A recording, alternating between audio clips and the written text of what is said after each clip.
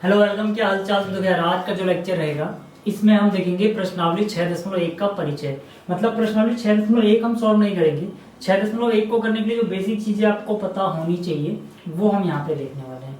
तो सबसे पहले बात करते हैं कि rate of change of quantities का क्या मतलब होता है, यानी कि राशियों के परिवर्तन की दर। ठीक है, तो देखो यार, आपने d y by d x बहुत बार देख लिया होगा चैप्टर नंबर 5 में, क्योंकि इससे पहले आप चैप्टर नंबर 5 पढ़ के आए हो।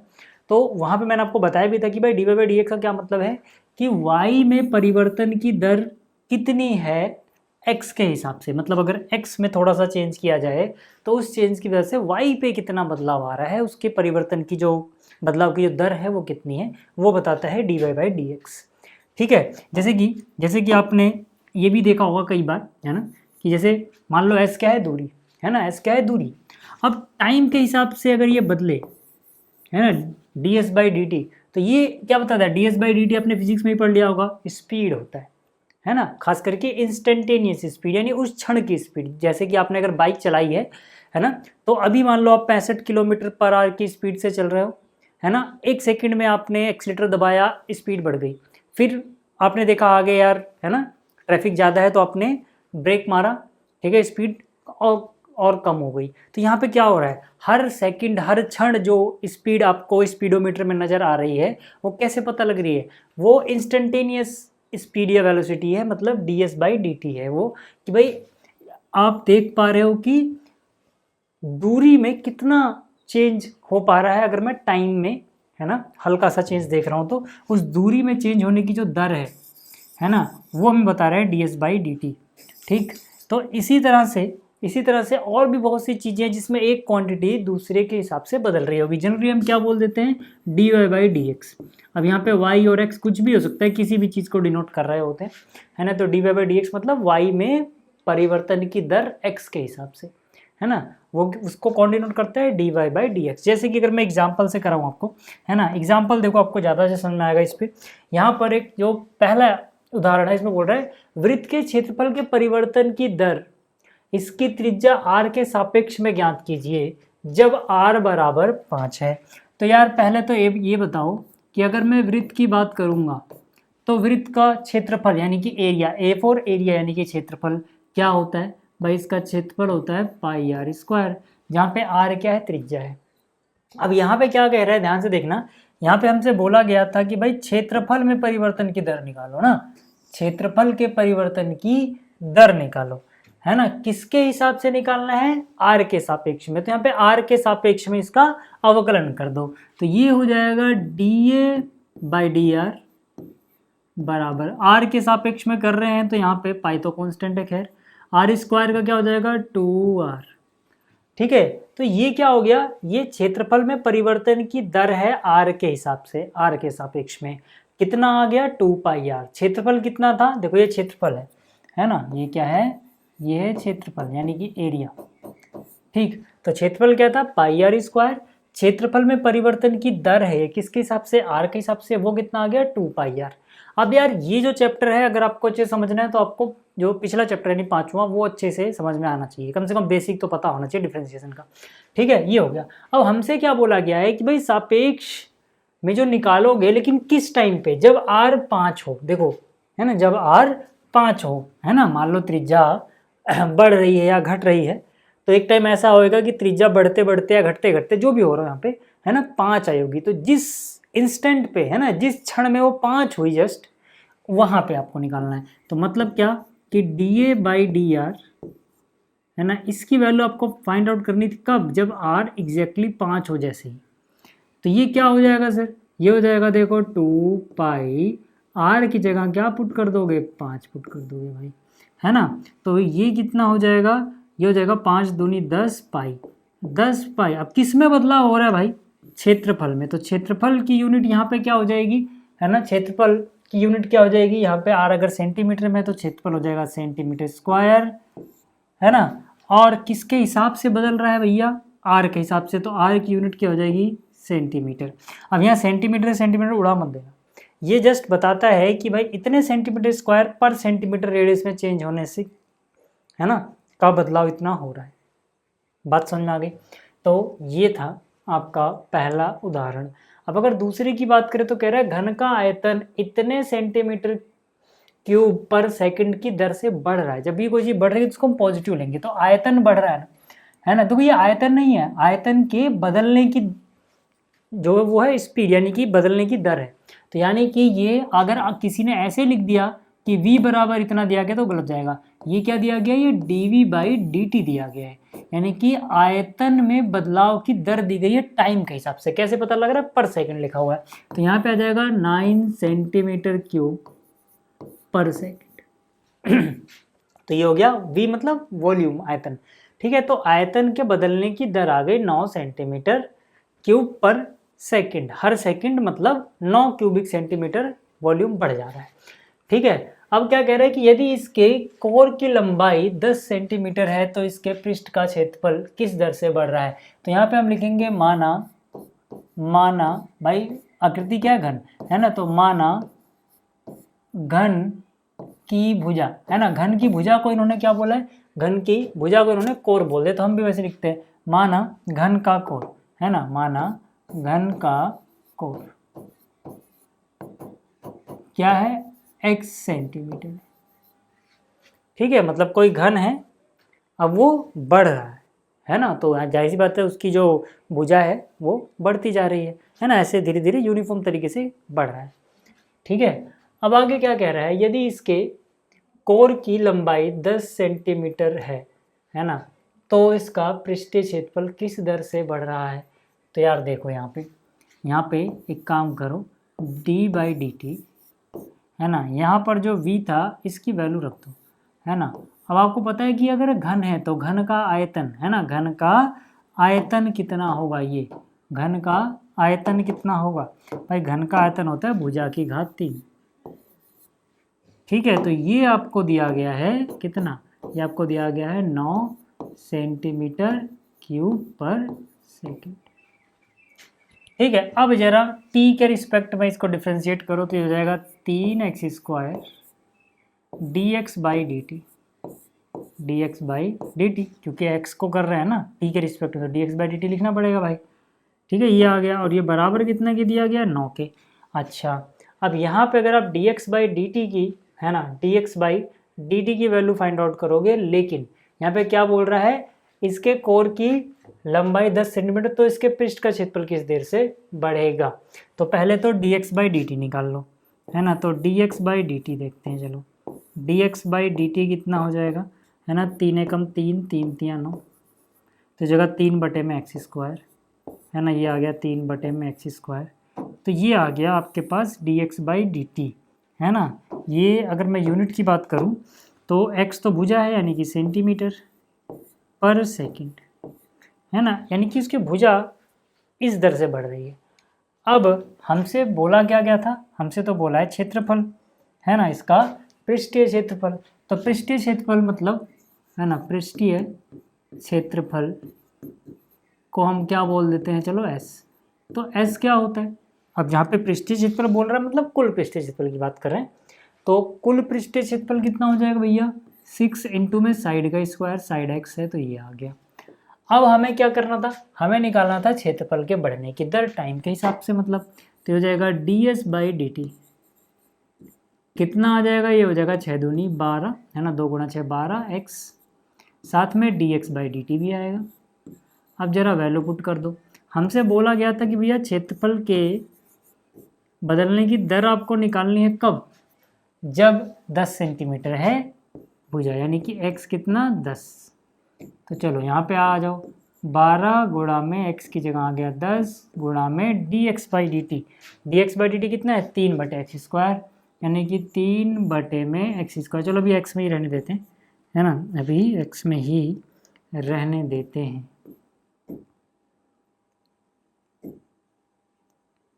ठीक है, तो 12x इंटू में 10 है ना, तो यहाँ से एक x उड़ा दो, तो यहाँ से कितना हो जाएगा, आप वैल्यू रख दो जरा, 12 गुणा में 3/में x है, x की वैल्यू कितनी है 10, यानी कि कितना हो जाएगा 36/10, 3.6 है ना। क्षेत्रफल है मतलब सेंटीमीटर स्क्वायर पर सेकंड है ना, तो ये आ गया आपके पास है ना, इसके बदलने की दर। स्क्रीनशॉट ले लो, फिर आगे चलते हैं। तो थोड़ा छोटा कर दूँ क्या, देखो जो क्वेश्चन नंबर 3 है, इसमें क्या कह रहा है, इसमें कह रहा है एक स्थिर झील में एक पत्थर डाला जाता है और तरंगे वृत्तों में 4 सेंटीमीटर पर सेकंड की गति से चलती है। जब वृत्ताकार तरंग की त्रिज्या 10 सेंटीमीटर है तो उस क्षण घिरा हुआ क्षेत्रफल कितनी तेजी से बढ़ रहा होगा। देखो यार, है ना, जब आप पानी में पत्थर मारोगे, है ना, तो जो ये लहरें होंगी ये धीरे धीरे बड़ी होती जाती हैं, है ना। यानी कि आप यूँ समझ सकते हो कि अगर हम किसी एक लहर को देखें तो उसका सर्कल ऐसे बड़ा होता जा रहा है ना, यानी कि जो त्रिज्या है वो बढ़ती जा रही है। तो त्रिज्या के बढ़ने की, है ना, कुछ तो दर होगी, कुछ तो रेट होगा। तो वही हमें बताया गया कि भाई जो वृत्तों में त्रिज्या के बढ़ने की गति है वो 4 सेंटीमीटर पर सेकंड है। तो यहाँ से आप कह सकते हो कि भाई dr/dt ये आपको बताया गया है 4 सेंटीमीटर पर सेकंड, है ना, क्योंकि ये लहरें जैसे जैसे आगे बढ़ेंगी मतलब क्या, त्रिज्या ही तो बढ़ेगी।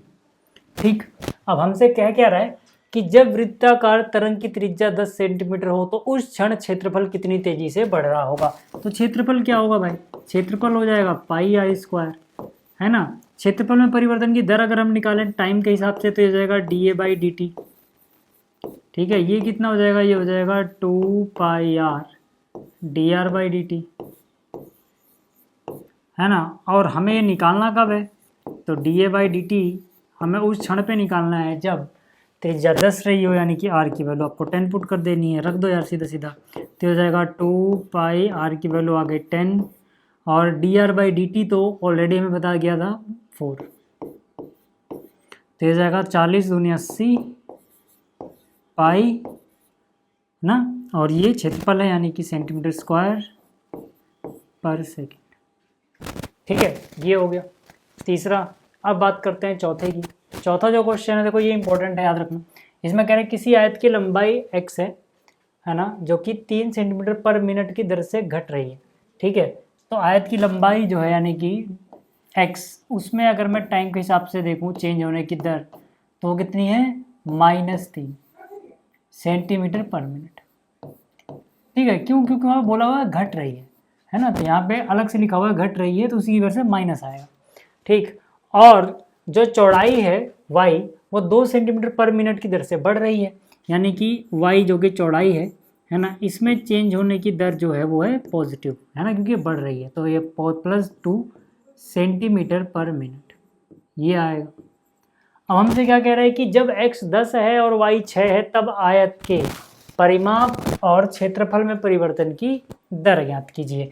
तो फर्स्ट पार्ट की बात करते हैं। अगर मैं देखूं परिमाप, है ना, P से मान लो मैंने परिमाप दिखाया, तो परिमाप या पेरीमीटर जो होगा आयत का वो क्या होता है, 2 गुणा में लंबाई प्लस चौड़ाई। तो लंबाई अगर x है, चौड़ाई अगर y है, तो ये फॉर्मूला हो जाएगा। अब मुझे क्या करना है, t के सापेक्ष में अवकलन कर देना है, यानी कि dp/dt। तो यह आ गया परिमाप में बदलाव की दर बराबर, ये हो जाएगा 2, है ना। x को करोगे तो dx/dt प्लस y को करोगे तो dy/dt। बस आपने वैल्यू पुट कर देनी है यार, इसमें x y तो है ही नहीं, है ना, तो वहाँ पे x y की वैल्यू भी नहीं रखनी, सीधा सीधा इनकी वैल्यू रख दो। dx/dt की वैल्यू कितनी है, -3, और dy/dt की वैल्यू कितनी है, +2। तो यहाँ से आ गया -1 इंटू में 2, यानी कि हो जाएगा -2। ठीक है, और dp यानी पेरीमीटर है, तो पेरीमीटर क्या है, सेंटीमीटर में आएगा पर मिनट टाइम के हिसाब से ना। तो ये आ गया आपके पास परिमाप में परिवर्तन की दर। ठीक, ये आ गया। अच्छा, इसके बाद एक और चीज़ बोली है बी पार्ट में। बी पार्ट में क्या कह रहा है, पार्ट बी की बात कर लेते हैं। कह रहा है क्षेत्रफल, है ना, तो क्षेत्रफल मतलब या एरिया क्या हो जाएगा, x इंटू वाई, लंबाई गुणा चौड़ाई, है ना, ये आ गया आपके पास क्षेत्रफल, है ना। फिर से a के रिस्पेक्ट, t के रिस्पेक्ट में डिफ्रेंशिएट करोगे dA/dt इज इक्वल टू, तो यहाँ पे प्रोडक्ट रूल लग जाएगा, पहले x का होगा तो ये हो जाएगा dx/dt इंटू में y प्लस x ऐसी रहेगा, y का करोगे तो dy/dt। अब वैल्यू रख दो यार, है ना। यहाँ पे हमसे क्या बोला था, x कितना है और y कितना है, कब निकालना है, यहाँ पे बोला था जब x 10 है y 6 है ना, जब x 10 है y 6 है, वैल्यू रखना जरा। तो dA/dt is equal to dx/dt की वैल्यू अपने को पता है, dx/dt है -3, तो यह आ जाएगा -3 इंटू क्या है, -3 इंटू में y, और y कितना है 6 प्लस फिर यहाँ x आ गया, x कितना है 10 है इंटू है ना dy/dt की वैल्यू कितनी है +2, तो यहाँ से कितना हो जाएगा -18 + 20 यानी कि +2 सेंटीमीटर पर मिनट, सेंटीमीटर स्क्वायर है ना पर मिनट, क्योंकि क्षेत्रफल में बदला हुआ, तो dA/dt ये आ गया। ठीक है, तो उम्मीद कर रहा हूँ कि ये आया चौथा क्वेश्चन आपको समझ में आ गया होगा। अब पांचवें की बात करते हैं, ये रहा पांचवा।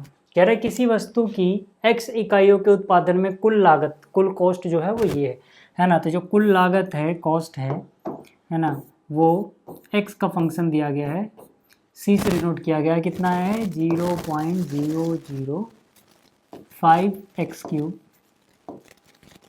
Minus 0.02x² plus 30x plus 5000। ठीक है, आगे क्या कह रहा है हमसे, सीमांत लागत ज्ञात कीजिए जब 3 इकाई उत्पादित की जाती है, जहां सीमांत लागत जो यानी जो मार्जिनल कॉस्ट है, जिसे MC बोलेंगे, इससे हमारा अभिप्राय है किसी स्तर पर उत्पादन के संपूर्ण लागत में तत्कालिक परिवर्तन। तत्कालिक परिवर्तन मतलब कि अगर मैं मार्जिनल कॉस्ट की बात करूं तो ये क्या है, ये जो भी C है इसका है ना लागत के रिस्पेक्ट में परिवर्तन, यानी x के हिसाब से कितना चेंज आएगा कॉस्ट में, है ना, जो भी आप इकाइयाँ बना रहे हो उनमें अगर चेंज किया जाए तो कॉस्ट में कितना चेंज आएगा, तो x के हिसाब से डिफ्रेंशिएट कर दो यार इसको, है ना। यहाँ पे हमें खुद ही बताया गया है संपूर्ण लागत में तत्कालिक परिवर्तन, तो यहाँ से 3 धरा जाएगा, तो ये जाएगा 3 गुणा 0.005x² माइनस यहाँ पे हो जाएगा 2 गुणा 0.02x प्लस में कितना 30। ठीक है, और ये हमें कब निकालना है, ये हमें निकालना है जब 3 इकाई उत्पादित किया, यानी dc/dx निकालना है जब x की वैल्यू 3 है भाई, है ना, x की वैल्यू 3 रख दो ना सीधा सीधा, तो पहले तो इन दोनों को गुणा कर लो यार, तो 3 गुणा में 5 यानी कि 15, 1 2 1 2 3, ठीक है, इंटू में x का स्क्वायर है, x 3 है तो 3 का स्क्वायर आ गया, यहाँ से करोगे तो 0.04 इंटू में x है, x 3 है प्लस में कितना है 30, तो यहाँ से अगर आप देखें तो 9 गुणा में 15 यानी कि 135, 3 के बाद पॉइंट लग जाएगा, -4 3 12 यहाँ पॉइंट लग जाएगा, प्लस में है 30। ठीक है, थोड़ा अच्छा समझने के लिए आप चाहो तो 1 0 लगा लो, तो यहाँ से कितना बचेगा 0.15 यानी कि हो जाएगा 30.015। ठीक है, ये आ गया आपके पास।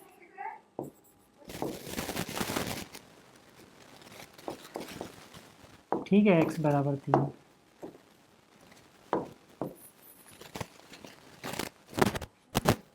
क्लियर हो गई बात, ये था पांचवा सवाल। अब छठे की बात करते हैं, ये रहा छठा। क्या कह रहा है, किसी उत्पाद की x इकाइयों के विक्रय से कुल आय रुपए में इतनी है ना, कुल रिवेन्यू, कुल आय जो है, ठीक है, वो x का फलन है, x का फंक्शन है, कितना दिया गया है 3x² प्लस 36x प्लस 5। अब कह रहा है जब x बराबर 5 हो तो सीमांत आय ज्ञात कीजिए। यहाँ सीमांत आय यानी मार्जिनल रिवेन्यू जो है, इससे हमारा अभिप्राय किसी क्षण बिक्री की गई वस्तुओं के सापेक्ष में संपूर्ण आय के परिवर्तन की दर से है ना, वस्तु यहाँ पे x है भाई। ठीक है, तो यार dr/dx निकालना है अपने को, है ना, ये है mr, क्वेश्चन में बताया हुआ है। तो ये कितना हो जाएगा 3 दूनी 6x प्लस में 36, है ना, तो dr/dx कब निकालना है अपने को, जब x कितना है, जब x कितना है 5, तो x की जगह 5 रख दो, तो हो जाएगा 6 गुणा में 5 प्लस 36 यानी कि 30 प्लस 36 यानी 66। ठीक है, तो ये आ गया छठा।